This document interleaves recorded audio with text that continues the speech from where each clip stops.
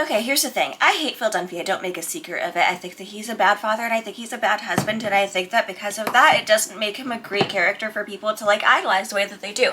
But, as this commenter points out, we were, like, talking about it in the comments, and I really liked the discussion. Phil Dunphy is a great sitcom character.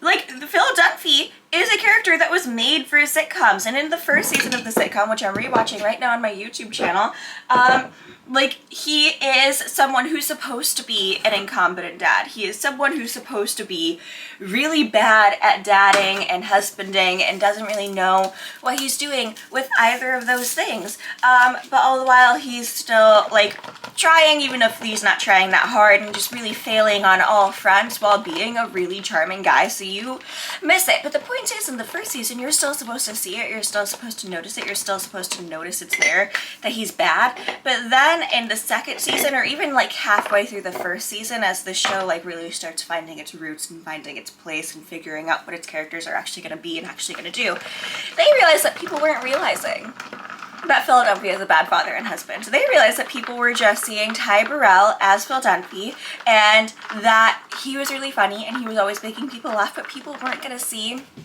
that he was bad. And they don't. It took me 3 watches to realize that Phil Dunphy isn't great.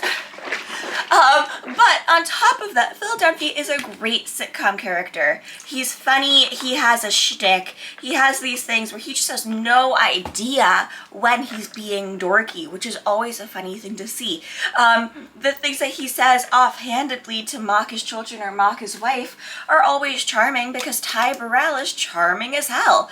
And all of those things go together to create this person that you want to see on your screen every week. Because he's so funny, and he's so charming, and he's handsome, and he has like this great comedic timing. But all of those things put together just make a great sitcom character, and sitcom characters can't really be great, perfect, amazing, wonderful people because sitcom characters have to be able to make you laugh. Now, then we have the Ted Lasso of it all, where we do see that people can be good and love each other and try to be kind and still be funny. Or we have the show Life in Pieces, where the first 3 seasons were such a success because they were being funny and being silly, but there wasn't like one specific punching bag, except for Matt, who was the one specific punching bag, but they weren't punching down. I mean, they were with Matt.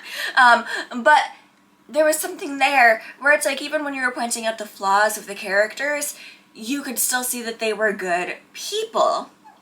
And by season 3 of Modern Family, it no longer started being a show about like good people just going through their day, and started just being, oh, they're all assholes.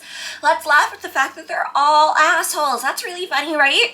And it is. It's funny. It's funny every time. But then you have to start analyzing why it's important to discuss the fact that it's not normal that they're assholes, why it's important to discuss the fact that it's not normal that he's hitting on everyone except for his wife, why the things that are happening in the show that happen in society are not normal and should be discussed, because otherwise people will just let it keep happening. I do have more to say, but my nose is really stuffy all of a sudden, so I'm gonna go. Bye!